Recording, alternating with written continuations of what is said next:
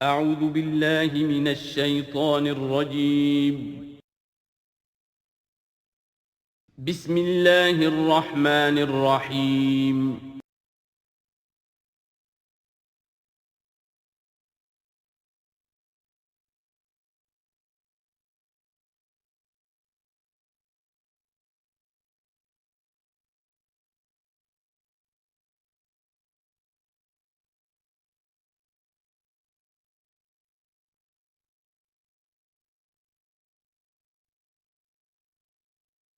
الحمد للہ وکفی والصلاة والسلام علی عبادہ الذین اصطفیٰ،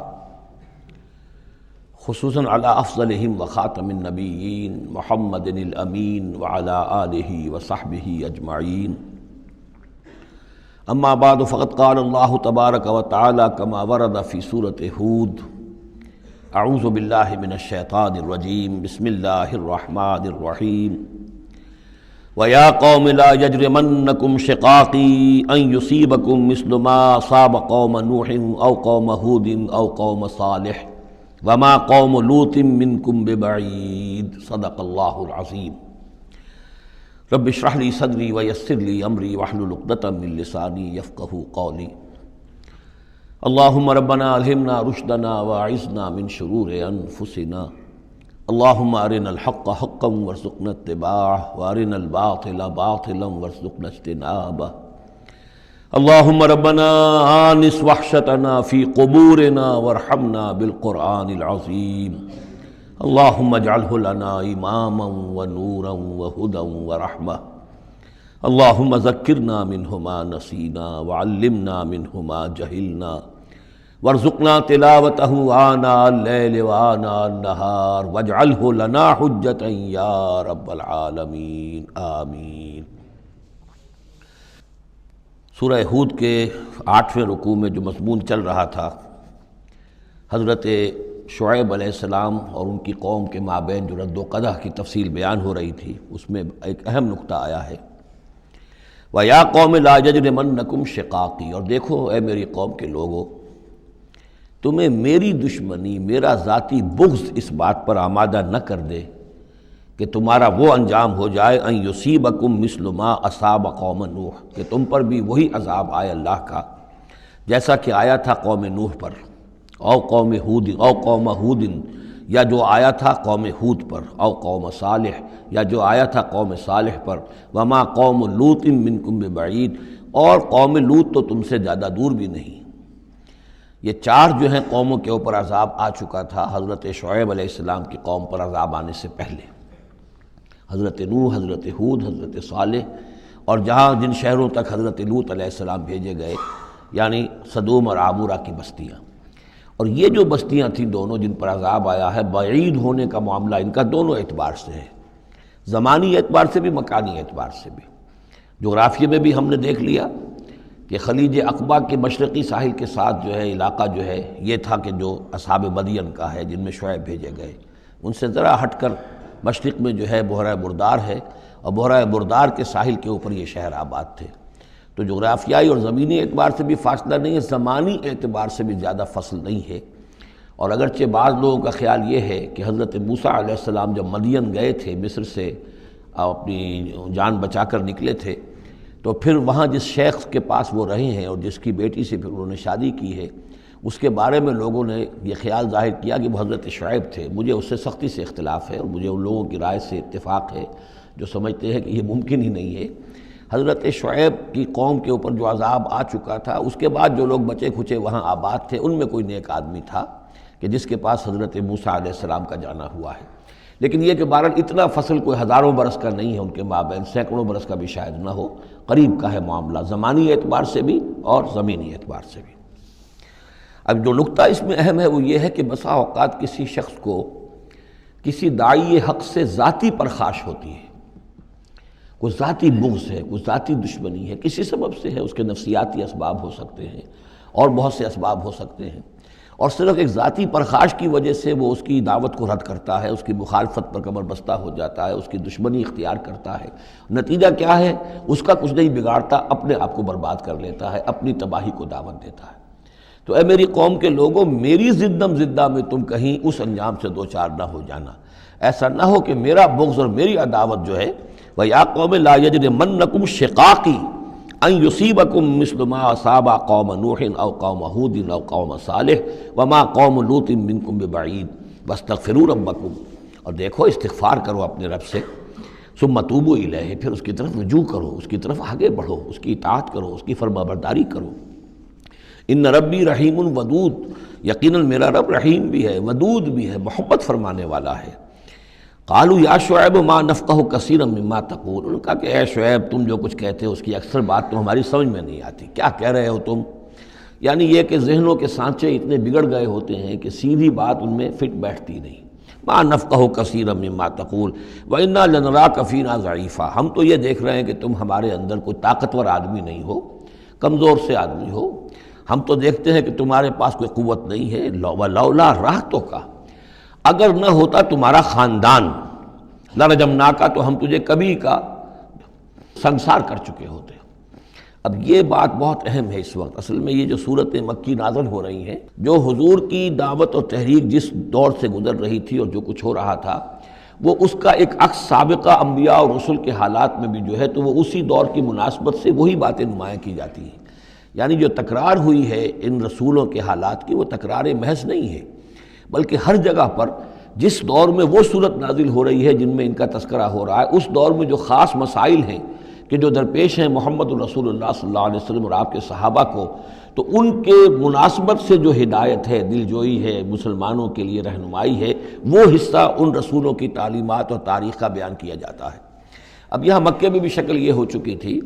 کہ بقیہ سب قریش جو ہیں وہ حضور کے خلاف جو ہیں سخت غیظ اور غضب کے اندر مبتلا تھے، لیکن چونکہ حضور کے چچا ابو طالب یہ خاندان بنی ہاشم کے سردار تھے اور انہیں ذاتی محبت تھی، وہ چاہے ایمان نہیں لائے حضور پر صلی اللہ علیہ وسلم، لیکن ذاتی محبت انہیں اتنی تھی کہ انہوں نے آخری وقت تک سپورٹ کیا ہے۔ اور قبائلی زندگی میں یہ ہوتا ہے کہ اگر کہیں کسی ایک خاندان کے کسی فرد کے اوپر کوئی ہاتھ اٹھایا جائے تو پھر وہ خاندان انتقام لیتا ہے۔ اس کا مطلب یہ ہوتا کہ وہ حضور کے خلاف وہ کوئی اقدام کرتے ہیں تو گویا کہ ان فائٹنگ شروع ہو جائے گی، داخلی خانہ جنگی شروع ہو جائے گی بنو ہاشم کی ان لوگوں کے خلاف کہ جو حضور کو کوئی غضب پہنچائیں، نقصان پہنچائیں۔ یہ تحفظ ملا ہوا تھا محمد الرسول اللہ صلی اللہ علیہ وسلم کو اللہ تعالیٰ کی طرف سے۔ اگر خدا نہ خواستہ ابو لہب ہوتا اس سردار، تو کبھی کا حضور کے خلاف کوئی نہ کوئی اقدام وہ کر چکے ہوتے، لیکن چونکہ خاندان بنی ہاشم کی سرداری اس وقت تھی ابو طالب کے پاس، اور انہیں دلچسپی تھی اور محبت تھی، شفقت تھی حضور کے ساتھ، بلکہ کچھ عرصہ جو ہے حضور ان کے سائے عاطفت کے اندر انہوں نے گزارا بھی تھا۔ اس وجہ سے تو یہ نقشہ دکھایا جا رہا ہے کہ آج قریش کے مقابلے میں جس طریقے سے کہ بنو ہاشم کی سپورٹ اور حفاظت جو ہے وہ حضور کے لیے اللہ تعالیٰ نے اسے قلعہ بنا دیا ہے، یہی معاملہ اس وقت تھا کہ حضرت شعیب کا بھی خاندان ان کا پشت بنا تھا۔ وَلَوْلَا رَحْتُكَ، اگر تمہارا خاندان تمہارا پشت بنا نہ ہوتا اور تمہارا ساتھ نہ دے رہا ہوتا، لَرَجَمْنَاكَ، ہم کبھی کہ تمہیں سنسار کر چکے ہوتے۔ وَمَا أَنْتَ عَلَيْنَا بِعَزِيزٍ، اور ذاتی طور پر تم ہم پر کوئی بھاری نہیں ہو، تو تمہاری کوئی حیثیت نہیں ہے۔ قَالَ يَا قَوْمِ رَحْتِي أَعَزُّ عَلَيْكُم مِّنَ اللَّهِ، انہوں نے کہا اے میری قوم کے لوگو، کیا میرا یہ خاندان تم پر زیادہ بھاری ہے اللہ سے؟ میرا پشت بنا تو حقیقتاً اللہ ہے، تم اللہ سے نہیں ڈرتے، میرے خاندان سے ڈرتے ہو۔ رحتی اعز علیکم من اللہ واتخذتموہم وراءکم ظہریا، اللہ کو تو تم نے اپنی پیٹھوں کے پیچھے پھینکا ہوا ہے، بھلایا ہوا ہے۔ یہ بھی بہت ہی اہم نفسیاتی نکتہ ہے۔ ہوتا یہ ہے کہ ہم دنیا میں ایسے مگن رہتے ہیں کہ اللہ کو ماننے کا عقیدہ تو ہے، لیکن اللہ مستحضر نہیں رہتا، یاد نہیں رہتا۔ یہ ہمارا پورا دنیا کا کاروبار چل رہا ہے، کاز اینڈ ایفیکٹ، علل ہیں، اسباب ہیں، ان کے نتائج نکل جاتے ہیں۔ تو جو کاز اینڈ ایفیکٹ کا جو سلسلہ چل رہا ہے، ہم اس میں اتنے گم ہوتے ہیں کہ مسبب الاسباب جو ہے وہ نگاہوں کے سامنے رہتا ہی نہیں۔ یا یہ کہ ہم اپنے کاموں میں اتنے مشغول ہیں، اپنے کام و دہن کی لذت جو ہے وہی ہمیں جو ہے کوئی مرصد نہیں لینے دیتی، یا یہ کہ بنیادی ضروریات جو ہیں وہی ہمیں جو ہے اب کوئی فارغ نہیں ہونے دیتی، لہذا ہم گم ہو جاتے ہیں۔ کافر کی یہ پہچان کہ آفاق میں گم ہے، اور مومن کی یہ پہچان کہ گم اس میں ہے آفاق۔ لیکن یہ کافر کا معاملہ کیا ہوتا ہے؟ اللہ کو مانتے تو وہ بھی تھے، مانتے تھے مشرکین مکہ بھی، مانتے تو سب تھے اللہ کو، لیکن یہ کہ اللہ کو تو انہوں نے اوجھل کیا ہوا تھا، آنکھ اوجھل پہاڑ اوجھل۔ تم اللہ سے نہیں ڈرتے، میرے خاندان سے ڈرتے ہو. وَاتَّخَذْتُمُوهُ وَرَاءَكُمْ ظِهْرِيًّا، اللہ کو تو تم نے اپنی پیٹھوں کے پیچھے پھینکا ہوا ہے، یعنی اسے تو نسیم منسیہ کیا ہوا ہے، اس کی طرف تمہارا ذہن ہی نہیں ہے. ان ربی بما تعملون محیط، جبکہ میرا رب جو کچھ کہ تم کر رہے ہو اس کا احاطہ کیے ہوئے، تمہارا گھیراؤ کیے ہوئے اللہ، تم اس کی گرفت سے نکل کر نہیں جا سکتے ہو. یا قوم اعملوا علی مکانتکم انی عامل، اور اے میری قوم کے لوگوں کرو جو کچھ کر سکتے ہو اپنی جگہ پر، میرے خلاف جو کر سکتے ہو، جو ریشہ دوانیاں کر سکتے ہو، جو اقدام کر سکتے ہو. یہ چیلنجنگ انداز جو ہے ان آخری صورتوں میں آپ کو نظر آ رہا ہے، سورہ نام سے چلا آ رہا ہے، اس لیے کہ وہ کشاکش جو تھی حق و باطل کی وہ اس انتہا کو پہنچ چکی تھی کہ اب حضور صلی اللہ علیہ وسلم کی طبیعت کے اندر بھی وہ بیزاری پیدا ہو چکی تھی. اب جو کچھ تم کر سکتے ہو کر لو. انی عامل، اپنا سا جو میں کر سکتا ہوں میں کر رہا ہوں، جو کوشش مجھ سے بن آ رہی ہے میں کر رہا ہوں. سوف تعلمون، ان قریب تم جان لو گے، من یاتی ہے عذاب یخزیہ، کون ہے وہ جس پر وہ عذاب آئے گا جو اسے رسوا کر دے گا. ومن ہوا کاذب، اور کون ہے وہ جو جھوٹا ہے، میں جھوٹا ہوں یا تم جھوٹے ہو. وارتقبوا انی معکم رقیب، تاکتے رہو، انتظار کرو، میں بھی تمہارے ساتھ اب تاک رہا ہوں، منتظر ہوں. ولما جاء امرنا، جب ہمارا حکم آ گیا، نجینا شعیبا، ہم نے نجات دے دی شعیب کو، والذین آمنوا معہ، اور ان کو کہ جو اس کے ساتھ ایمان لائے تھے، برحمت منا، اپنی جانب سے رحمت کے ذریعے. واخذت الذین ظلموا الصیحۃ، اور جو یہ ظالم تھے، گناہ گار تھے، مشرک تھے اور کافر تھے، انہیں آ پکڑا ایک بہت بڑی کڑک نے. فاصبحوا فی دیارہم جاثمین، تو وہ اپنے اپنے گھروں میں اور اپنے ولاز میں اور اپنی کوٹھیوں میں، اپنی حویلیوں میں اوندھے پڑے رہ گئے. کأن لم یغنوا فیہا، ایسے ہو گئے جیسے وہ کہیں آباد تھے ہی نہیں. الا بعدا لمدین، آگاہ ہو جاؤ، پھٹکار ہے مدین پر. کما بعدت ثمود، جیسے کہ ثمود پر پھٹکار ہوئی. وَلَقَدْ أَرْسَلْنَا مُوسَىٰ بِآيَاتِنَا، میں نے عرض کیا تھا کہ اس سورہ مبارکہ میں حضرت موسیٰ کا بس ذکر آئے گا تھوڑا سا جو آ رہا ہے اب، ورنہ یہ 6 رکوع ختم ہوئے انبیاء و رسل کے. ان میں سے 2 رکوع جو تھے وہ حضرت نوح علیہ السلام کے حالات پر مشتمل تھے، اور باقی سب کے لیے ایک ایک رکوع آیا ہے. وَلَقَدْ أَرْسَلْنَا مُوسَىٰ بِآيَاتِنَا وَسُلْطَانٍ مُّبِينٍ إِلَىٰ فِرْعَوْنَ وَمَلَئِهِ، اور ہم نے بھیجا موسیٰ کو اپنی آیات کے ساتھ اور واضح سند دے کر فرعون اور اس کے سرداروں کے پاس. فَاتَّبَعُوا أَمْرَ فِرْعَوْنَ، لیکن ان بدبختوں نے فرعون ہی کی پیروی کی، اسی کے حکم کو مانا، اسی کی بات پر چلے. وما امر فرعون برشید، حالانکہ وہ فرعون کا معاملہ جو ہے وہ کوئی کامیابی والی راہ نہیں تھی، ہدایت والی راہ نہیں تھی. یقدم قومہ یوم القیامہ، اب قیامت کے دن وہ آئے گا آگے آگے چلتا ہوا، اپنی قوم کی قیادت کرتے ہوئے آئے گا، آگے آگے آئے گا. یوم القیامت، پیچھے پیچھے اس کی قوم آ رہی ہوگی. فاوردہم النار، اور پھر وہ لا کر آگ کے گھاٹ پر انہیں اتار دے گا، جہنم تک پہنچا دے گا. وبئس الورد المورود، اور وہ بہت ہی برا گھاٹ ہے جس پر اترا جائے. جیسے کوئی پانی پینے کے لیے جانور آتے ہیں، ان کا کوئی سردار جو ہے وہ آگے آگے آ رہا ہو، سب گھاٹ پر وہ اپنے پھر پورے قافلے کو لے آتا ہے، اسی طریقے سے یہ جہنم کے گھاٹ پر، اس آگ کے گھاٹ پر لا اتارے گا فرعون اپنی قوم کو. وَأُتْبِعُوا فِي هَٰذِهِ لَعْنَةً، اور اس دنیا میں بھی ان پر لعنت جو ہے ان کے پیچھے لگا دی گئی. وَيَوْمَ الْقِيَامَةِ، اور قیامت کے دن بھی. بِئْسَ الرِّفْدُ الْمَرْفُودُ، برا ہے وہ انعام جو ان کو ملنے والا ہے. ذَلِكَ مِنْ أَنْبَاءِ الْقُرَىٰ، یہ ہیں ان بڑی بڑی بستیوں اور بڑے ملکوں کے اہم خبریں. نقصها علیک، جو کہ ہم آپ کو سنا رہے ہیں، بیان کر رہے ہیں آپ پر. منہا قائم و حسید، ان میں سے ایسی بھی ہیں جو ابھی قائم ہیں، موجود ہیں، اور ایسی بھی ہیں کہ جو بالکل ختم ہو گئی، معدوم ہو گئی. حسید کا لفظ اصل میں آتا ہے کھیتی کے لیے، جب کہ فصل کاٹ دی جائے. فصل کٹ گئی ہو تو جو منظر نظر آتا ہے وہاں پر جو ویرانی ہوتی ہے. تو بعض مقامات تو ایسے ہیں جہاں یہ قومیں آباد تھیں تو اب ان کا نام و نشان تک نہیں رہا، جیسے کہ قوم عاد کہاں تھی، اب ان کا نام و نشان نہیں. اگرچہ ابھی حال ہی میں سیٹلائٹ کے ذریعے سے ان کا جو شہر ہے اور شداد کی جو جنت تھی اس کے آثار مل گئے ہیں، لیکن یہ کہ وہ زیر زمین ہے، سطح زمین کے اوپر ان کا کوئی نام و نشان نہیں. لیکن یہ کہ جیسے سمود کے مسکن جو ہے وہ بھی موجود ہیں. منہا قائم و حسید. وما ظلمناہم ولکن ظلموا انفسہم، اور ہم نے ان پر کوئی ظلم نہیں کیا، انہوں نے اپنی جانوں پر خود ظلم ڈھایا. فما اغنت عنہم آلہتہم التی یدعون من دون اللہ، تو کچھ کام نہ آ سکے اور کچھ بچا نہ سکے انہیں ان کے وہ آلہہ، وہ معبود کہ جنہیں وہ پکارا کرتے تھے اللہ کے سوا. من شیء، کچھ بھی. لما جاء امر ربک، جب تیرے رب کا حکم آ گیا. وما زادوہم غیر تتبیب، اور انہوں نے کچھ اضافہ نہیں کیا ان کے حق میں مگر تباہی اور بربادی کا. وَكَذَلِكَ أَخْذُ رَبِّكَ إِذَا أَخَذَ الْقُرَىٰ، اور ایسے ہی ہوتی ہے پکڑ آپ کے رب کی اے نبی جب وہ پکڑتا ہے بستیوں کو، وہی ظالمۃ، جبکہ وہ ظالم ہوتی ہیں، گناہ گار ہوتی ہیں، ان میں گناہ کا اور معصیت کا عام چلن ہو جاتا ہے۔ ان اخذہ علیم شدید، یقیناً اس کی پکڑ جو ہے وہ بڑی دردناک بھی ہے، بڑی سخت ہے، جیسے کہ آخری پارے میں ان بطش ربک لشدید، ان فی ذلک لآیۃ لمن خاف عذاب الآخرہ، یقیناً اس میں نشانی ہے ان کے لیے کہ جو آخرت کے عذاب سے ڈرتے ہوں۔ ذالک یوم مجموع لہ الناس، وہ دن ہے کہ جس کے لیے لوگوں کو لامحالہ جمع کیا جائے گا، وذالک یوم مشہود، اور وہ دن ہے پیشی کا، سب کو پیش ہونا ہے۔ وما نؤخرہ الی اجل معدود، اور ہم اسے ایک وقت معین تک کے لیے مؤخر کیے ہوئے ہیں، ایک وقت معین ہے اس کا، معدود ہے، گنتی کی گئی ہے اس کی، یہ نہیں ہے کہ کبھی نہیں آئے گا، آئے گا وہ دن۔ یوم یاتے، جس دن جب کہ وہ دن آ جائے گا، لا تکلم نفس الا باذنہ، کوئی ذی نفس زبان نہیں کھول سکے گا مگر اللہ کے اذن سے۔ فمنہم شقی و سعید، تو انسانوں میں سے شقی بھی ہوں گے، بدبخت بھی ہوں گے، سعید بھی ہوں گے، نیک بخت ہوں گے۔ فاما الذین شقوا، تو وہ لوگ کہ جو بدبخت ہیں، ففی النار لہم فیہا زفیر و شہیق، وہ آگ میں ہوں گے جس میں ان کو وہاں چیخنا چلانا ہے، دھاڑنا ہے اپنے درد سے، کرب سے۔ خالدین فیہا، اس میں وہ ہمیشہ ہمیش رہیں گے، ما دامت السماوات والارض، جب تک کہ رہیں آسمان اور زمین، الا ما شاء ربک، سوائے اس کے کہ جو چاہے تیرا رب۔ یہ ذرا مشکلات القرآن میں سے یہ مقام ہے، یہ واحد مقام ہے کہ جہاں خالدین فیہا ابدا یا خالدین فیہا، اس میں کچھ استثناءات بھی آئی ہیں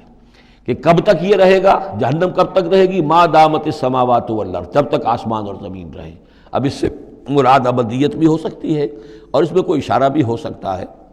کہ شاید کبھی کوئی وقت آئے کہ یہ جو آسمان اور زمین کی ایک تخلیق اللہ نے کی ہے، یہ ایک خاص اس کا نظام ہے، ایک وقت میں آ کر یہ نظام بدل جائے، پھر کوئی اور آسمان، کوئی اور زمین تخلیق فرمائے۔ بہرحال اس وقت تک جب تک کہ یہ آسمان اور زمین باقی رہیں گے تو یہ جو جہنمی لوگ جو ہیں وہ جہنم میں رہیں گے۔ اس میں بھی ایک استثناء، الا ما شاء ربک، اللہ کا اختیار ہے، اگر کسی کو چاہے اس میں سے نکالنا تو اس کا اختیار مطلق ہے، جیسا کہ ہم نے عرض کیا، کئی دفعہ عرض کیا ہے کہ جیسے اہل سنت کے نزدیک اللہ تعالیٰ کے بارے میں ہم یہ نہیں کہہ سکتے کہ وہ اس پر عدل کرنا واجب ہے، لیکن یہ کہ وہ عدل کرے گا۔ اسی طریقے سے یہ بات کہ اللہ تعالیٰ کا اختیار مطلق ہے، وہ کسی کو چاہے تو نکال لے، لیکن ہم یہ جانتے ہیں کہ کفار کے لیے یہ جہنم جو ہے وہ ابدی ہے، اللہ نکالے گا نہیں، واللہ عالم۔ ان ربک فعال لما یرید، یقیناً آپ کا رب جو ہے جو ارادہ کر لے اس کو کر گزرنے والا ہے۔ واما الذین سعدوا، اور جو لوگ نیک بخت ثابت ہوں گے، ففی الجنۃ خالدین فیہا، اور وہ جنت میں رہیں گے ہمیشہ ہمیش، ما دامت السماوات والارض، جب تک رہے آسمان اور زمین، الا ما شاء ربک، سوائے اس کے کہ جو آپ کا رب چاہے، عطاء غیر مجزوز، اور یہ جو بخشش ہے یہ بے انتہا ہوگی، اس کا خاتمہ کبھی نہیں ہوگا۔ یہ اضافی لفظ جنت کے لیے آ رہا ہے کہ جو دوزخ کے لیے نہیں آیا۔ یہ جو ذرا سا باریک باریک فرق ہوتا ہے، پھر اس سے بڑے فلسفیانہ نکتے نکلتے ہیں، اس سے پھر محققین نے، علماء نے جو ہیں پھر بہت سے دلائل استدلال کیے ہیں۔ چنانچہ حافظ ابن تیمیہ رحمہ اللہ اور شیخ ابن عربی دونوں کی ایک رائے ہے جو اہل سنت کا جو عام اجماعی عقیدہ ہے اس سے مختلف ہے۔ اہل سنت کا اجماعی عقیدہ یہ ہے کہ جنت اور دوزخ دونوں ابدی ہیں، ہمیشہ ہمیشہ ہمیشہ ہمیشہ، کوئی اختتام نہیں ہے نہ جنت کا نہ دوزخ کا۔ لیکن امام ابن تیمیہ رحمہ اللہ اور شیخ اکبر جو صوفیاء کے ہیں، شیخ ابن عربی، اگرچہ ان دونوں میں بڑی بود ہے بہت سی چیزوں کے اندر، اور امام ابن تیمیہ جو ہے وہ بہت ہی سخت تنقید کرتے ہیں اور سخت الفاظ استعمال کرتے ہیں شیخ ابن عربی کے لیے، محی الدین ابن عربی، لیکن یہ کہ اس معاملے میں ان دونوں کی رائے ایک ہے، اور وہ یہ ہے کہ جنت تو ابدی ہے، دوزخ ابدی نہیں ہے۔ ایک وقت آئے گا، چاہے وہ ارب سال کے بعد آئے، وہ ابد ہمارے اعتبار سے ابدی ہو، ہمارے اعتبار سے انفائنائٹی ہوگا، لیکن یہ کہ ایک وقت آئے گا کہ جہنم ختم ہو جائے گی۔ یہ ان کی رائے ہے، واللہ اعلم۔ فلا تک فی مریۃ مما یعبد ہؤلاء، تو تمہیں کوئی شک نہ رہے ان چیزوں کے بارے میں جن کو یہ لوگ پوج رہے ہیں۔ ما یعبدون الا کما یعبد آباؤہم، نہیں پوج رہے یہ مگر ایسے ہی جیسے کہ ان کے آباء و اجداد پوجتے رہے ہیں من قبل، اس سے پہلے۔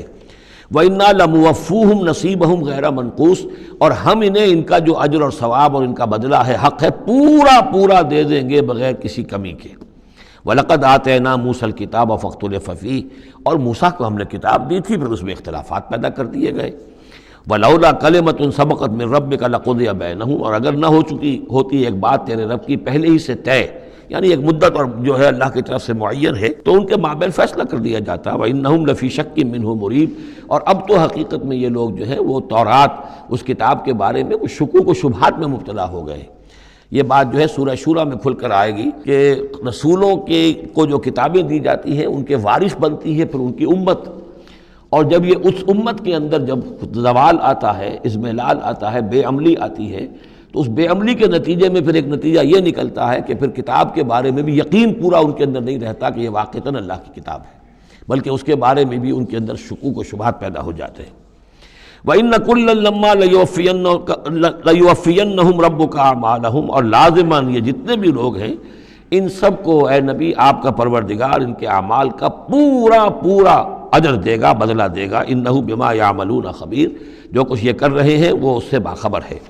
فَاسْتَقِمْ كَمَا أُمِرْتَ وَمَنْ تَابَ مَعَكَ، تو اے نبی آپ ڈٹے رہیے جیسا کہ آپ کو حکم ہوا ہے،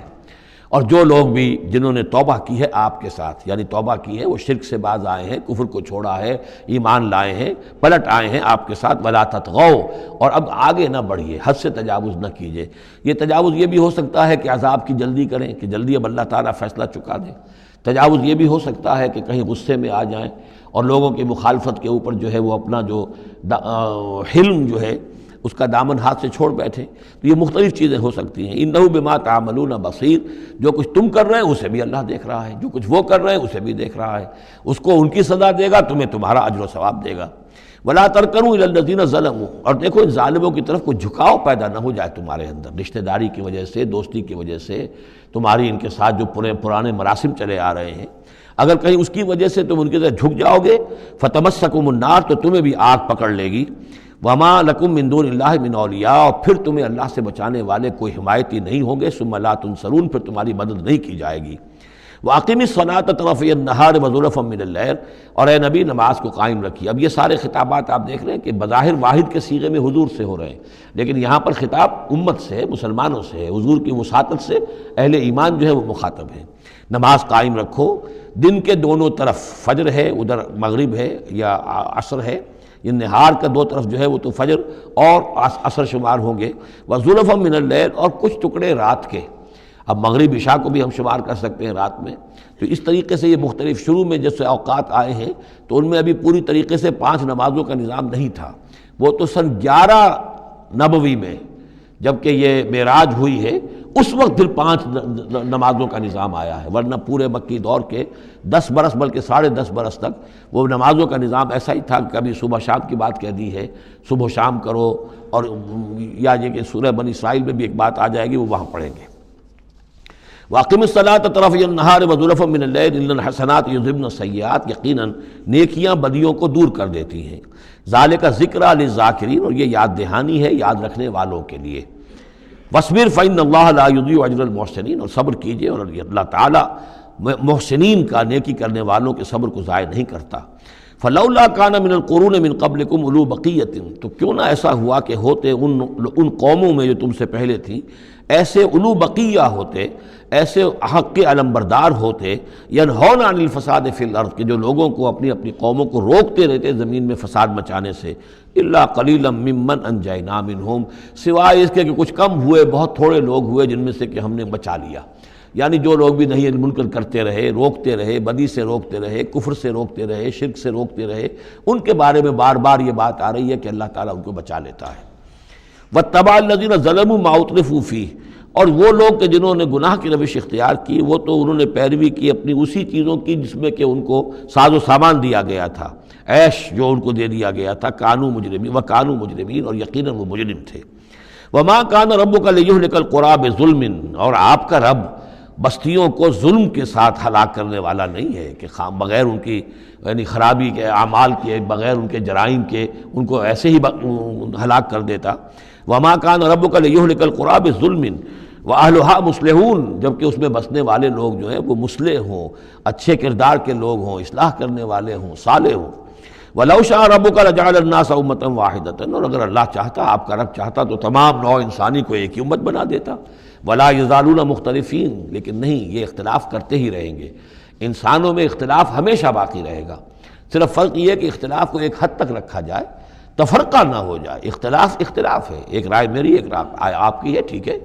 آپ کی رائے، آپ کے پاس یہ دلائل ہیں، آپ کا دل اس پر ٹھک گیا ہے، آپ اس پر عمل کیجئے۔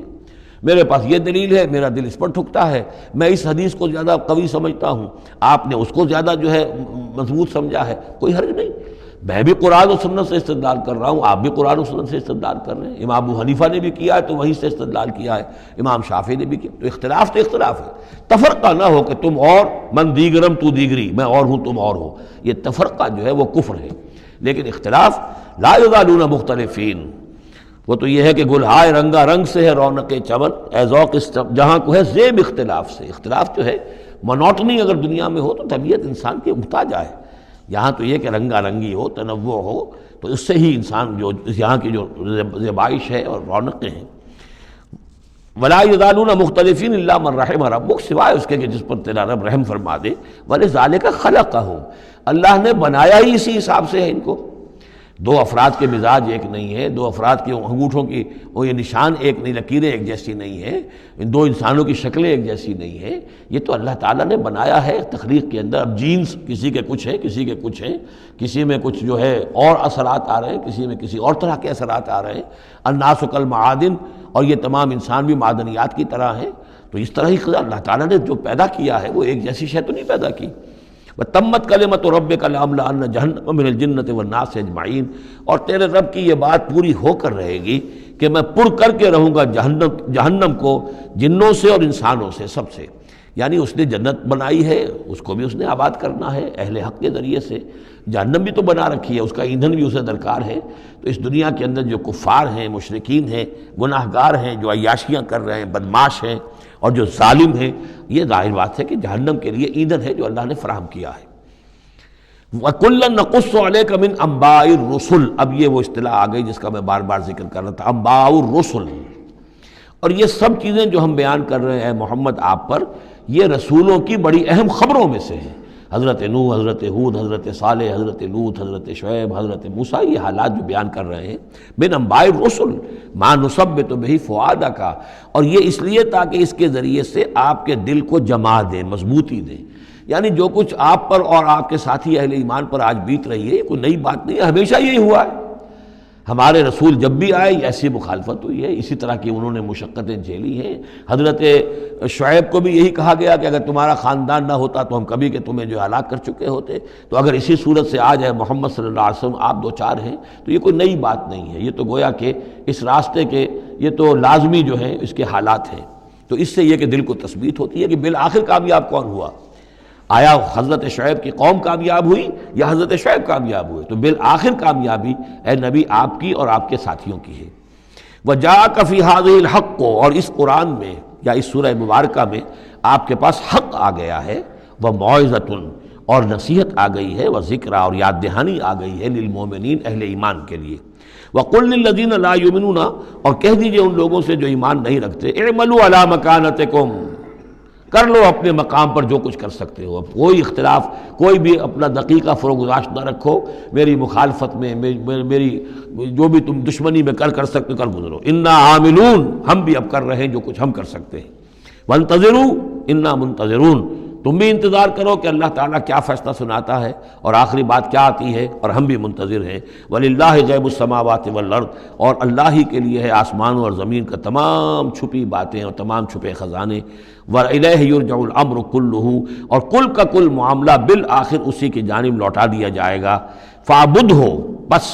اسی کی بندگی اور پرستش کیجئے، وَتَوَكَّلْ عَلَيْهِ، اور اسی پر توکل کیجئے، آپ کا اعتماد اور بھروسہ اسی کی ذات پر ہو۔ وَمَا رَبُّكَ بِغَافِلٍ عَمَّا تَعْمَلُونَ، اور یقیناً آپ کا رب غافل نہیں ہے اس سے کہ جو آپ کر رہے ہیں۔ یہاں اللہ کے فضل و کرم سے سورہ ہود مکمل ہوئی۔ جیسا کہ میں نے عرض کیا تھا کہ یہ جو سلسلہ شروع ہوا 14 صورتوں کا، پہلا جوڑا اس میں سے سورہ یونس، سورہ ہود علیہم الصلاۃ والسلام۔ البتہ جو تیسرا اس کے اندر سب گروپ، میں نے کہا تھا تین کے سب گروپ ہیں، یہ تیسری سورت جو ہے سورہ یوسف، یہ بالکل پورے قرآن میں منفرد ہے اپنے مزاج کی۔ اس کے ساتھ جزوی سی مشابہت آئے گی ایک سورت کی، میں بعد میں عرض کروں گا۔ اس وقت یہ ہے کہ اس کو نوٹ کیجئے کہ اب تک ہم نے پڑھا ہے جو در حقیقت انباء الرسل کا مضمون ہے، جو ضائع شد و مت کے ساتھ آیا ہے۔ حضرت ابراہیم کا تھوڑا سا ذکر سورہ انعام میں ہم نے پڑھ لیا، کچھ تھوڑا سا ذکر جو ہے وہ سورہ ہود کے اندر آ گیا ہے، لیکن یہ ہے کہ اصل جو آیا ہے انباء الرسل، ایام اللہ فذکرہم بایام اللہ، یہ قصص النبیین کے اعتبار سے یہ منفرد صورت ہے، پوری صورت ایک نبی کے حالات پر مشتمل، قرآن مجید میں اس کی کوئی اور مثال نہیں۔ پھر یہ کہ اس میں وہ رنگ ہے ہی نہیں کہ حضرت یوسف علیہ السلام نے یہ دعویٰ کیا ہو کہ میں رسول ہوں، مجھے مانو، میری اطاعت کرو، اور وہاں کی جو قوم تھی اور بادشاہ جو تھا اس سے کوئی تعاون نہ کیا ہو، کچھ نہیں، وہ انداز ہی نہیں مانو گے تو عذاب آئے گا، کچھ نہیں۔ تو نبی میں اور رسول میں جو فرق ہوتا ہے وہ بھی آپ کنٹراسٹ اچھی طرح سمجھ لیجئے۔ حضرت یوسف نبی تھے، رسول نہیں تھے۔ رسول بنا کر جسے بھیج دیا جاتا تھا وہ تو پہلے کہتا تھا مجھے مانو، میری اطاعت کرو، ان اعبدوا اللہ واطیعون، اللہ کی بندگی کرو، میری اطاعت کرو، اللہ اللہ اور خیر صلی اللہ، اس کے بعد اگلی بات ہوگی۔ لیکن نبی کا معاملہ یہ نہیں ہوتا۔ نبی جیسے کہ مصلح ہوتے ہیں، نیک لوگ ہوتے ہیں، اولیاء اللہ ہوتے ہیں، خاص اللہ تعالیٰ کے برگزیدہ بندے ہوتے ہیں۔ اب ظاہر بات ہے کہ ایسے بھی ہوتے ہیں جیسے ہماری اس امت کے اندر حضور کے بعد کتنے ہیں اولیاء اللہ پیدا ہوئے ہیں، اونچی شخصیتیں، کیونکہ وحی کا دروازہ بند ہو چکا ہے، نبی ان میں سے کوئی نہیں ہے۔ لیکن انبیاء بنی اسرائیل جو ہیں وہ گویا کہ اولیاء اللہ ہی تھے زیادہ تر، لیکن ان پر وحی بھی آتی تھی، وہ تسلسل جو ہے وحی کا چل رہا تھا۔ لیکن رسول وہی تھے کہ جنہیں تعین کے ساتھ کسی قوم کی طرف بھیج دیا جائے۔ حضرت یوسف کے جو یہ واقعات یہاں آ رہے ہیں اس تفصیل کے ساتھ، اور پوری صورت نازل ہوئی ہے، اس کا ایک سبب ہے۔ میں نے آپ سے عرض کیا تھا کہ یہ جو آخری دور تھا مکی، آپ کے قیام مکہ کے دور کا، زمانے کا، تو اس میں یہ کہ چیزیں پہنچ چکی تھی مدینے میں بھی خبریں، اور مدینے میں اہل کتاب کے یہود کے کان کھڑے ہو گئے تھے۔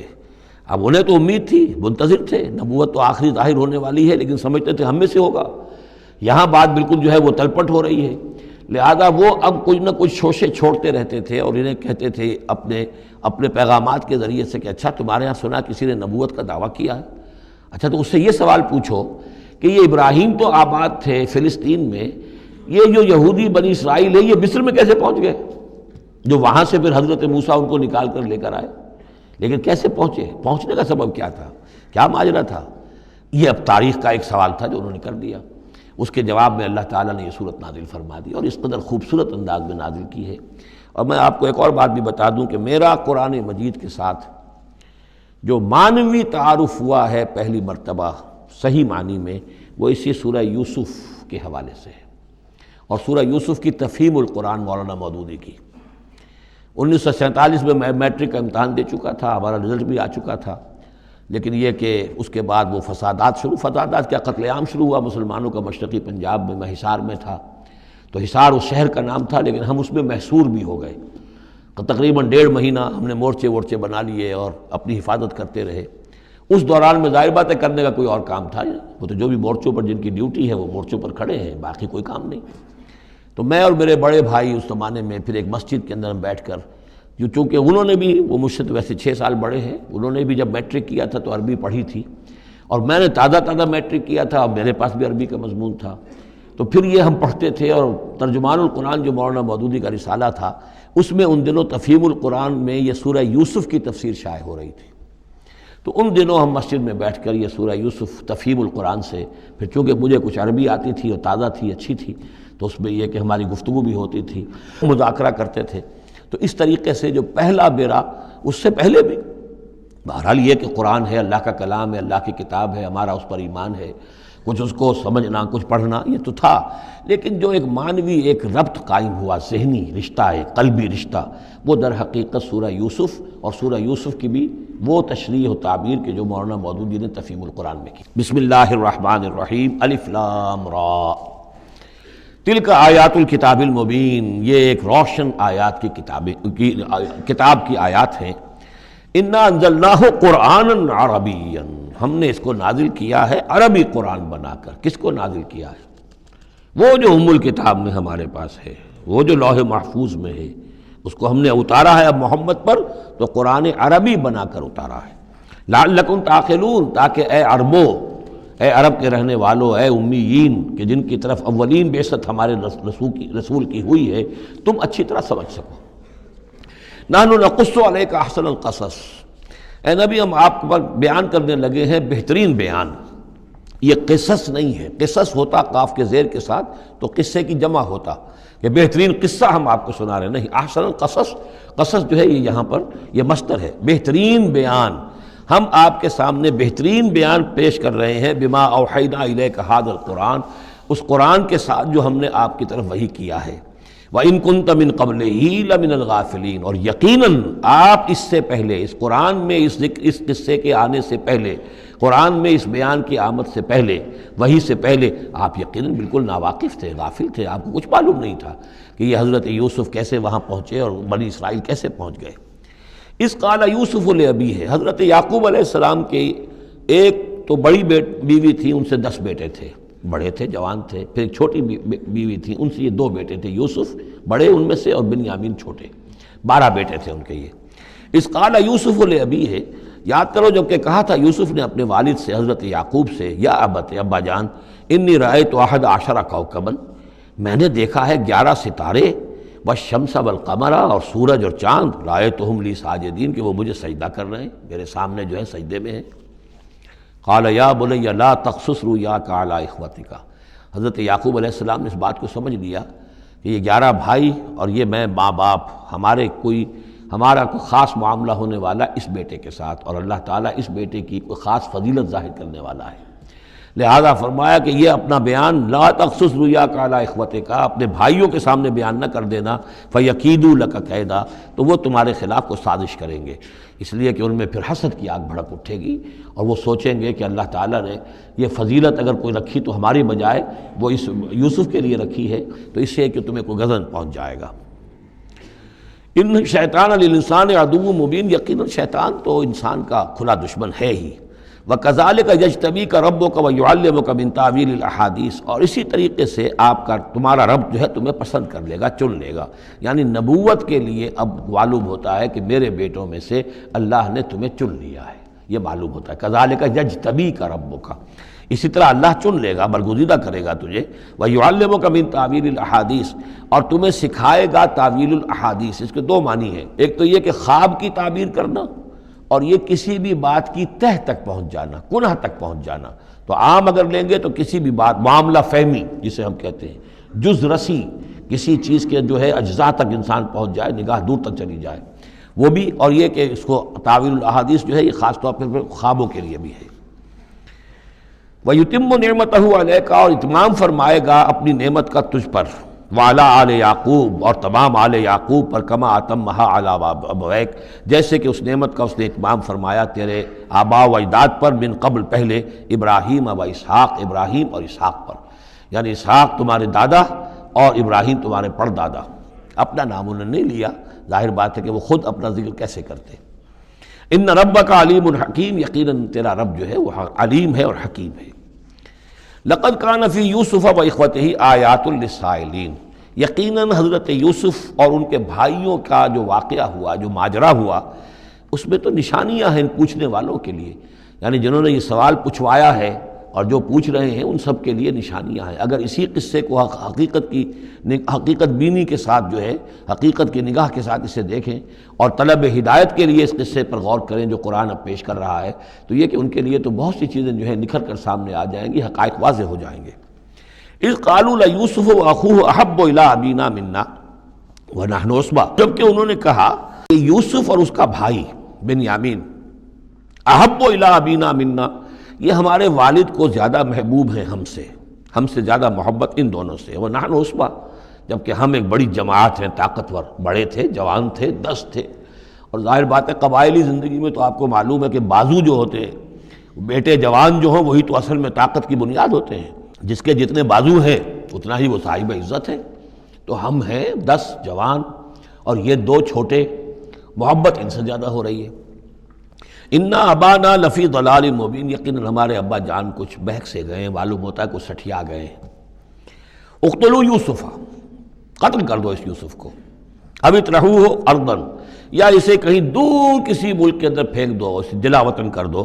یخلو لکم وجہ ابیکم، تاکہ تمہارے والد کی جو توجہات ہیں، عنایات ہیں، تمہاری طرف ہو جائیں۔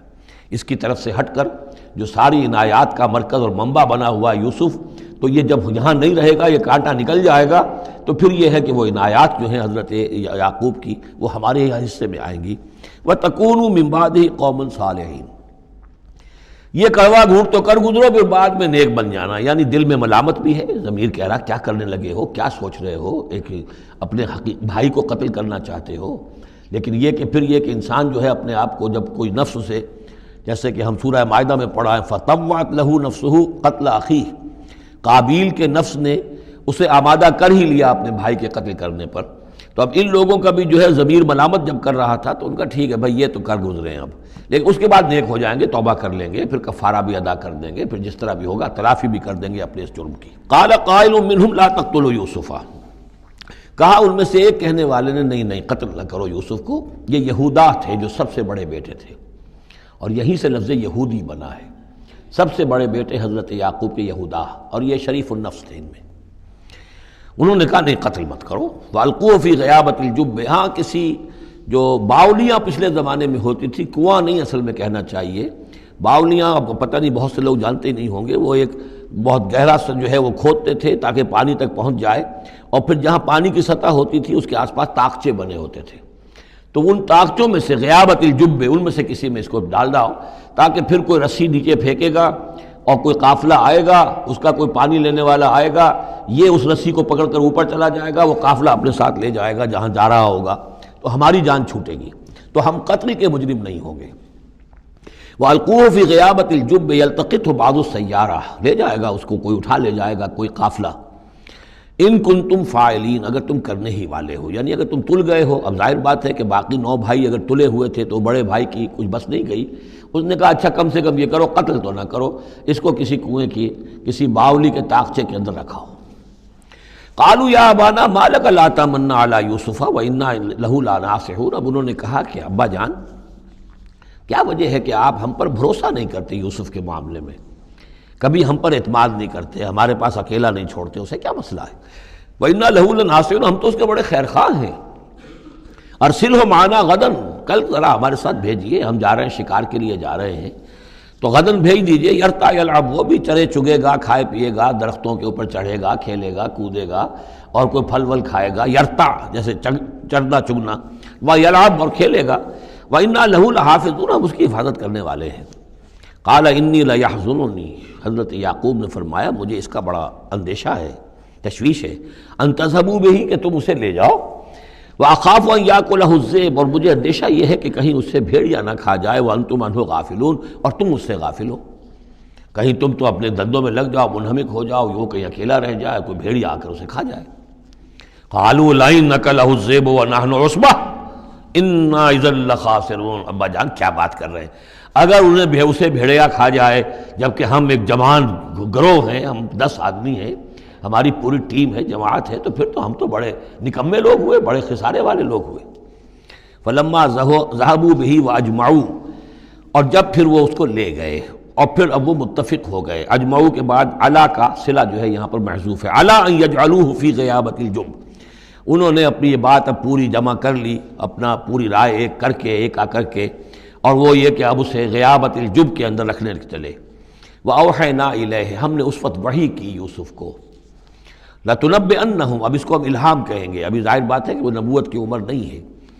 وَأَوْحَيْنَا إِلَيْهِ لَتُنَبِّئَنَّهُمْ بِأَمْرِهِمْ هَٰذَا، تم یہ بات ان کو جتلاؤ گے، ایک دن آئے گا کہ تم جتلا دو گے اپنے بھائیوں کے تم نے میرے ساتھ کیا تھا۔ اب اس میں جو بلاغت ہے اس کی کیا معنی ہے، تم ہلاک نہیں ہوگے، تمہارا بال بیکا نہیں ہوگا، تمہاری ہم حفاظت کریں گے، ایک وقت آئے گا کہ یہ تمہارے پاس آئیں گے اور پھر تم انہیں جتلاؤ گے۔ تو گویا کہ پوری داستان جو ہے ایک ان کی حوصلہ افزائی کے لیے وہ سارا ایک لفظ کے اندر ہے، لَتُنَبِّئَنَّهُمْ بِأَمْرِهِمْ هَٰذَا وَهُمْ لَا يَشْعُرُونَ، اور اس وقت انہیں اندازہ بھی نہیں ہوگا کہ کون ان سے بات کر رہا ہے۔ وَجَاءُوا أَبَاهُمْ عِشَاءً يَبْكُونَ، شام کو وہ آ گئے روتے ہوئے اپنے ابا جان کے پاس، حضرت یعقوب کے پاس۔ قالوا یا ابانا انا ذهبنا نستبق، انہوں نے کہا ابا جان ہم گئے تھے ذرا دوڑ لگا رہے تھے، مقابلہ کر رہے تھے دوڑنے کا۔ وَتَرَكْنَا يُوسُفَ عِندَ مَتَاعِنَا، اور ہمارا جو سامان و امان تھا، کوئی کپڑے وپڑے ہم نے رکھے تھے اضافی اتار کر، دوڑنا جو تھا تو وہاں ہم نے یوسف کو چھوڑ دیا تھا۔ فَأَكَلَهُ الذِّئْبُ، تو اسے کھا لیا ایک بھیڑیے نے۔ وَمَا أَنْتَ بِمُؤْمِنٍ لَنَا، اور آپ ہماری بات مانیں گے تو نہیں۔ وَلَوْ كُنَّا صَادِقِينَ، خواہ ہم کتنے ہی سچے ہوں، آپ نے ماننی تو نہیں ہے بات، لیکن ہم کیا کریں، ہوا یہ ہے۔ وجاؤ علی قمیصہ بدم کذب، اور کوئی جھوٹ موٹ کا خون اس کی قمیص کے اوپر لگا کے لے آئے۔ قال بل سولت لکم انفسکم امرا، حضرت یعقوب نے فرمایا نہیں، بات کچھ اور ہے، تمہارے جیوں نے، تمہارے نفسوں نے تمہارے لیے ایک بڑی بات کو ہلکا کر دیا ہے، تم نے کوئی بہت بڑا غلط اقدام کیا ہے اور تمہارے نفسوں نے اس کے لیے تمہیں آمادہ کر دیا ہے۔ فصبر جمیل، لیکن ظاہر بات ہے کہ اب 10 بیٹے ہیں، حضرت یعقوب اکیلے ہیں، بوڑھے ہیں، فصبر جمیل، میں اب کیا کر سکتا ہوں سوائے اس کے کہ صبر کروں خوبصورتی کے ساتھ، اور دیکھوں اللہ تعالیٰ اس میں سے کیا برآمد کرتا ہے۔ واللہ المستعان علی ما تصفون، اور جو کچھ تم بیان کر رہے ہیں اس پر تو ظاہر بات ہے کہ اب میں اللہ ہی سے مدد مانگ سکتا ہوں۔ وجاءت سیارۃ، اب کچھ عرصے کے بعد وہاں ایک وہ قافلہ آ گیا، جاءت سیارۃ فارسلوا واردہم، انہوں نے بھیجا اپنے آگے چلنے والے کو۔ یہ ان زمانے میں ہوتا تھا قافلہ، اس سے آگے آگے جو ہے اس کو عورت کہتے ہیں وارد، وہ جا کر جو ہے وہاں پر دیکھتا تھا کہاں کنواں ہے، پانی کہاں ہے، کہاں اگلا پڑاؤ ہوگا۔ فارسلوا واردہم، اپنے پانی بھرنے والے کو بھیجا، فادلا دلوا، اس نے اپنا ڈول جو ہے وہ نیچے اتارا۔ قال یا بشرا، اب اس کو پکڑ لیا حضرت یوسف نے، اس نے کھینچا، وہ سمجھ رہا تھا پانی کھینچ رہا ہوں، وہ حضرت یوسف آ گئے۔ یا بشرا ھذا غلام، انہوں نے وہیں سے شور بچایا، آواز دی کہ او بشارت ہو، یہ تو ہمیں غلام مل گیا، لڑکا مل گیا۔ وَأَسَرُّوهُ بِضَاعَةً، اور انہوں نے چھپا لیا اسے ایک پونجی سمجھ کر کہ یہ تو اچھی دولت ملی ہے، اسے بیچیں گے، بیچ کے پیسے کھڑے کریں گے، چھپا لیا۔ واللہ علیم بما یعملون، اور اللہ تعالیٰ خوب جانتا تھا جو وہ کر رہے ہیں۔ وَشَرَوْهُ بِثَمَنٍ بَخْسٍ دَرَاهِمَ مَعْدُودَةٍ، اور مصر پہنچ کر انہوں نے بیچ لیا اس کو بڑی تھوڑی سی قیمت پر، دراہم معدودہ، گنتی کی چونیاں، درہم جو ہے ان کے ہاں دینار کا چوتھائی حصہ ہوتا تھا، تو دراہم معدودہ جو ہے چند چونیوں کے عوض وہ فروخت کر دیا۔ وَكَانُوا فِيهِ مِنَ الزَّاهِدِينَ، اور اس کے معاملے میں تو وہ بہت ہی قانع تھے، یعنی چونکہ اگر تو کسی کی انویسٹمنٹ ہوئی ہو، 1000-2000 کا خریدا ہو، تب تو آدمی اس کی قیمت اپنی انویسٹمنٹ بھی نکالے اس میں سے اور پھر منافع بھی لینا چاہے، یہ تو مفت کا مال تھا۔ دوسرے یہ اندیشہ ہر وقت دھڑکا لگا ہوا تھا کہ کہیں جو ہے اس کے وارث نہ آ جائیں، تو جلد از جلد بیچ کر جو بھی ملے پیسے کھڑے کرو۔ وقال الذی اشتراہ من مصر، اور جس شخص نے خریدا انہیں مصر سے، مصر میں یہ تو عزیز مصر تھا، یعنی کوئی بہت بڑا افسر، بادشاہ نہیں، لیکن یہ کہ وہاں کی جو بھی ہائرارکی تھی اس کے اندر کوئی بہت اہم مقام پر۔ وقال الذی اشتراہ من مصر، اور جس شخص نے خریدا انہیں مصر میں، لامرأتہ، اپنی بیوی سے کہا اکرمی مثواہ، اس کو ذرا اچھے طریقے پر رکھو، عسیٰ ان ینفعنا، ہو سکتا ہے یہ ہمارے لیے نفع بخش ہو، یہ بھی ہو سکتا ہے کہ ہم اسے پھر بیچ دیں تو ہمیں دولت زیادہ مل جائے، اور نتخذہ ولدا، معلوم ہوتا ہے شاید اولاد نہیں تھی، ہم اسے اپنا بیٹا ہی بنا لیں گے۔ وَكَذَلِكَ مَكَّنَّا لِيُوسُفَ فِي الْأَرْضِ، اس طرح ہم نے زمین میں یوسف کے لیے تمکن، ٹھہراؤ کی جگہ پیدا کر دی۔ اب یہ کہ پہنچ گئے ہیں جو اس وقت کی جو متمدن ترین مملکت ہے، مصر کی مملکت ہے، اس کا ایک نظام ہے، اس میں بادشاہت ہے، اس کا پورا جو ہے اس کا آبپاشی کا نظام ہے، اس میں تمدن کے گہوارے میں پہنچا دیا، اور وہاں پر بھی کسی جھونپڑے میں نہیں، کسی بہت بڑے افسر، بہت بڑے صاحب حیثیت انسان کے گھر میں پہنچا دیا۔ وَكَذَلِكَ مَكَّنَّا لِيُوسُفَ فِي الْأَرْضِ وَلِنُعَلِّمَهُ مِن تَأْوِيلِ الْأَحَادِيثِ، اور تاکہ ہم اسے سکھائیں باتوں کی تہ تک پہنچنا۔ یعنی ظاہر بات ہے کہ اگر وہ کوئی بہت بڑا عہدے دار تھا، بہت بڑا افسر تھا، تو وہاں پر لوگ آتے رہتے ہوں گے، گفتگویں ہوتی ہوں گی، امور مملکت پر بحثیں ہوتی ہوں گی۔ اب یہ وہاں پر ایک خادم کی حیثیت سے ہیں، وہ باتیں ساری سن رہے ہیں، تو گویا کہ اس میں ان کے لیے تربیت کا سامان اللہ نے کر دیا کہ کہاں کسی اگر دیہاتی میں رہتے یا کہیں صحرا میں رہتے، کہاں یہ تمدن کے ایک گڑھ میں اور ایک ایسی جگہ پر جہاں پر بیٹھ کر سارے مشورے ہوتے ہوں، گفتگویں ہوتی ہوں اور دوسرے ملکوں کی خبریں آتی ہوں، اس سے ان کے علم کے اندر معلومات میں بھی اضافہ ہوا، اور یہ کہ حالات و واقعات کا تجزیہ کرنا، اس سے استنتاج کرنا، نتیجہ نکالنا، اللہ نے یہ چیز انہیں سکھا دی۔ واللہ غالب علی امرہ، اللہ تعالیٰ تو اپنے معاملے پر، اپنے حکم پر، اپنے فیصلے پر غالب ہے، ولکن اکثر الناس لا یعلمون، لیکن اکثر لوگ جانتے نہیں۔ ولما بلغ اشدہ آتیناہ حکما وعلما، جب وہ اپنی پوری پختگی کو پہنچ گئے تو ہم نے انہیں حکم اور علم دونوں دیے، اس سے مراد نبوت ہے، حکمت بھی دی، علم بھی دیا۔ وَكَذَلِكَ نَجْزِي الْمُحْسِنِينَ، اسی طریقے سے ہم محسنین کو بدلہ دیتے ہیں، اچھا بدلہ دیتے ہیں۔ وَرَاوَدَتْهُ الَّتِي هُوَ فِي بَيْتِهَا، اور پھسلانے کی کوشش کی اس عورت نے جس کے گھر میں وہ تھے، وہی عزیز مصر کی بیوی، وہ ان پر فریفتہ ہو گئی۔ فی بیتہا عن نفسہ، ان کے جی سے پھسلانے کی کوشش کی، انہیں گناہ پر آمادہ کرنا چاہا، یہاں تک کہ وغلقت الابواب، ایک موقع پر اس نے دروازے بند کر دیے، وقالت حیت لک، اور بولی کہ جلدی کرو۔ قال معاذ اللہ، حضرت یوسف نے فرمایا اللہ کی پناہ طلب کرتا ہوں، انہ ربی احسن مثوایا، یہاں ربی دونوں طرف جا سکتا ہے، ایک تو اللہ کی طرف بھی، دوسرے یہ کہ میرا آقا، یہ لفظ جو ہے آقا کے لیے، بادشاہ کے لیے بھی اس صورت میں بار بار آیا ہے کہ میں خیانت کروں اپنے آقا کی، اس نے میرے ساتھ بہترین سلوک کیا ہے، اچھی طرح رکھا ہے، میں یہ بھی نہیں کر سکتا، اور یہ بھی ہو سکتا ہے اللہ نے سارا بندوبست کیا ہے، اللہ ہی نے تو سارا مکننا لیوسفا، تو دونوں طرف یہ لفظ جا سکتا ہے۔ معاذ اللہ انہ ربی احسن مثوایا انہ لا یفلح الظالمون، گناہ گار اور ظالم لوگ جو ہیں فلاح نہیں پایا کرتے۔ وَلَقَدْ ہمت بِهِ وَهَمَّ بِهَا، اور وہ تو ان کی طرف لب کی، یا یوں سمجھیے کہ اس نے تو ارادہ کیا اس کا، وَهَمَّ بِهَا لَوْلَا أَن رَأَىٰ بُرْهَانَ رَبِّهِ، اور وہ بھی کرتا اگر نہ دیکھ لیتا اپنے رب کی ایک دلیل، یعنی یہ کہ یوسف جوان بھی تھے، یوسف جو ہے پھر بہرحال انسان تھے، طبع بشری کی بنیاد پر ان کے اندر بھی وہ ایک داعیہ پیدا ہو سکتا تھا، لیکن اللہ تعالیٰ کا خاص انتظام یہ ہوا کہ کوئی خاص اس وقت اللہ نے انہیں اپنی ایسی نشانی دکھائی، برہان دکھائی۔ روایات میں یہ آتا ہے کہ دیوار پر حضرت یعقوب علیہ السلام کی شکل ظاہر ہوئی اور وہ انگلی سے اشارہ کر رہے تھے کہ باز رہنا، تو یہ تورات کے اندر ہے۔ تو بہرحال قرآن مجید بھی کوئی اس کی یعنی نفی نہیں ہے اس میں، بلکہ ہو سکتا ہے رَأَىٰ بُرْهَانَ رَبِّهِ، تو یہ اللہ کی طرف سے یہ بات دکھا دی گئی ہو، یہ کوئی انہونی بات نہیں۔ اور یہ ایک بات کو وَلَقَدْ ہمت بِهِ وَهَمَّ بِهَا، تو یہاں پہ لولا رَأَىٰ بُرْهَانَ، وہ بھی بڑھتے ہیں، یعنی یہ کہ یہ چیزیں جو ہیں بہرحال جہاں تک فطرت انسانی کا تقاضا ہے، اس میں ثابت قدم رہنا آسان کام نہیں ہے۔ كَذَٰلِكَ لِنَصْرِفَ عَنْهُ السُّوءَ، اور یہ اس لیے کہ ہم پھیر دیں اس سے بدی کا رخ، والفحشاء، اور بے حیائی کا، ہم نے خاص اہتمام کیا حضرت یوسف علیہ السلام کی عفت و عصمت کی حفاظت کی۔ انہ من عبادنا المخلصین، یقیناً وہ ہمارے بڑے مخلص بندوں میں سے تھے۔ یہ مخلص اور مخلص کا فرق نوٹ کر لیجئے، مخلص اس میں فاعل ہے، خلوص کرنے والا، اور مخلص وہ جو اس کو خالص کر لیا گیا ہو۔ اللہ کے مخلص بندے وہ ہیں جن کو اللہ نے اپنے لیے خالص کر لیا، تو یہ اللہ کے خاص بندے، چہیتے بندے مخلص ہیں جنہیں اللہ نے اپنے لیے خالص کر لیا ہے۔ واستبق الباب، وہ دونوں دوڑے دروازے کی طرف، یعنی حضرت یوسف علیہ السلام نے اس کی نیت بری دیکھی اور دیکھا کہ وہ تلی ہوئی ہے، اس کے اوپر شیطان کا بھوت سوار ہے، تو وہ دروازے کی طرف لپکے کہ میں بھاگ جاؤں، پیچھے وہ دوڑی۔ قالت وقدت قمیصہ من دبر، اور دوڑ میں اس میں یہ ہوا کہ اس نے جو پیچھے سے پکڑنے کی کوشش کی حضرت یوسف کو، تو ان کا کرتا جو ہے اس کے ہاتھ میں آ گیا اور وہ پھٹ گیا۔ حضرت یوسف دوڑ رہے ہیں، پیچھے سے وہ کرتے کا دامن جو ہے پھٹ گیا۔ وَأَلْفَيَا سَيِّدَهَا لَدَى الْبَابِ، اور اچانک ہو سکتا ہے غیر متوقع طور پر، وقت ایسا نہ ہو عام طور پر آنے کا، اس کا جو شوہر تھا، اس کو دونوں نے دیکھا کہ وہ دونوں دروازے کے اوپر وہ موجود ہے۔ پایا ان دونوں نے اس کے شوہر کو، اس کے سردار کو، اس کے آقا کو، اس کے شوہر کو لدى الباب، دروازے کے پاس۔ قالت ما جزاء من اراد باهلك سوءا، اب دیکھیے یہ ہے وہ کہ جو عورت کے جو چلتر جس کو کہتے ہیں مشہور، فوراً جو اس نے پیتلا بدلا ہے، اس نے کہا اپنے شوہر سے مخاطب ہو کر، بڑا سوچو کیا سزا ہونی چاہیے اس شخص کی جو تمہاری بیوی کے ساتھ بدکاری کا ارادہ کرے،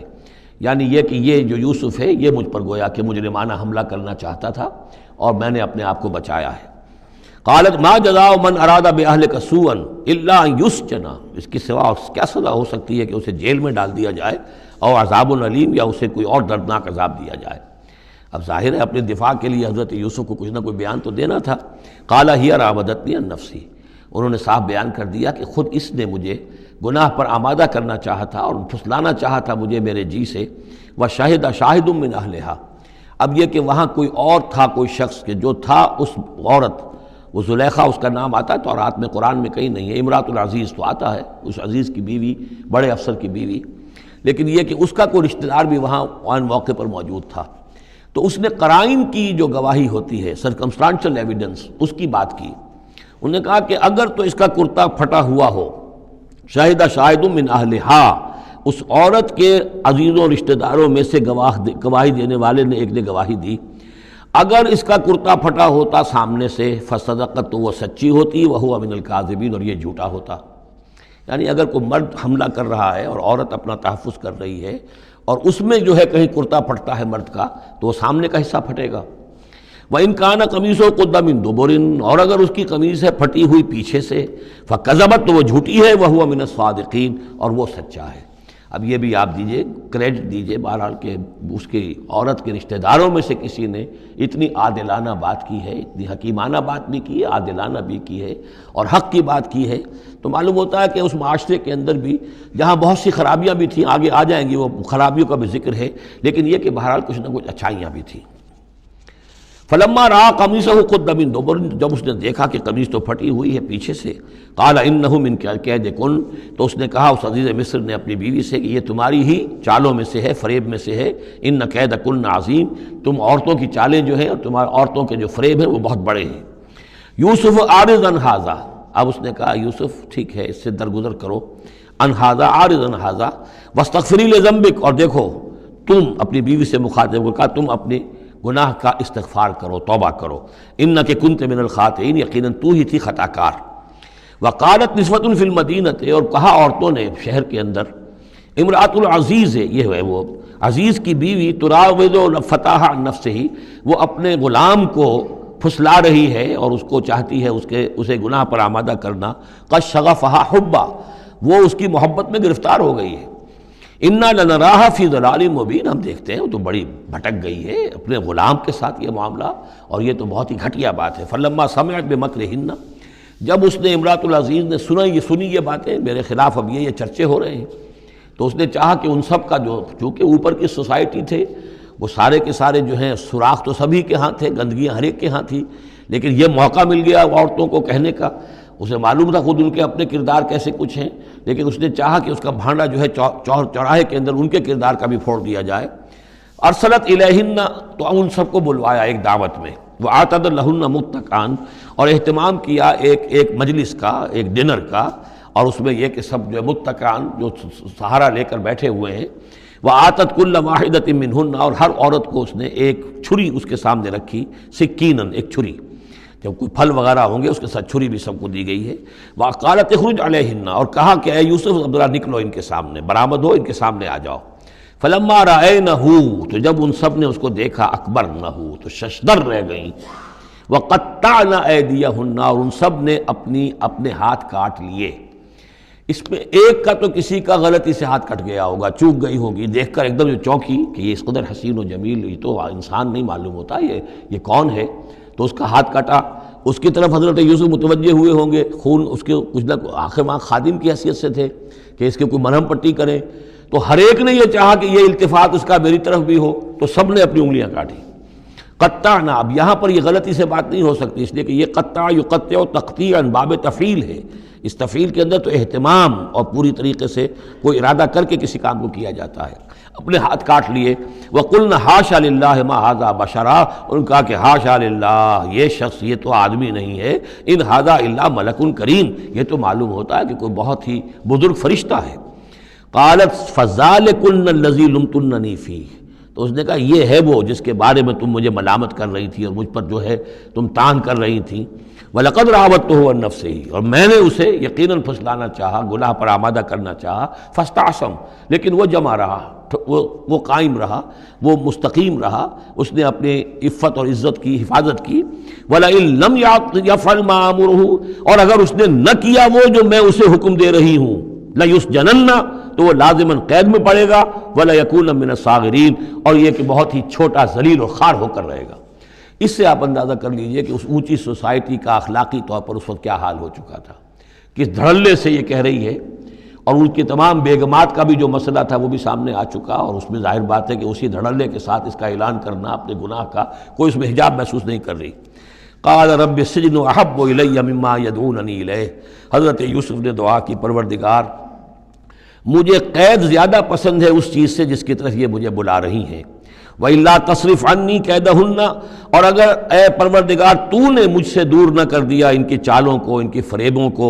أَصْبُ إِلَيْهِنَّ، ہو سکتا ہے میں بھی ان کی طرف مائل ہو جاؤں، وَأَكُن مِّنَ الْجَاهِلِينَ، اور میں جاہلوں میں سے ہو جاؤں۔ فَاسْتَجَابَ لَهُ رَبُّهُ، تو اللہ تعالیٰ نے اس کے رب نے اس کی دعا کو قبول کیا۔ فَصَرَفَ عَنْهُ كَيْدَهُنَّ، اور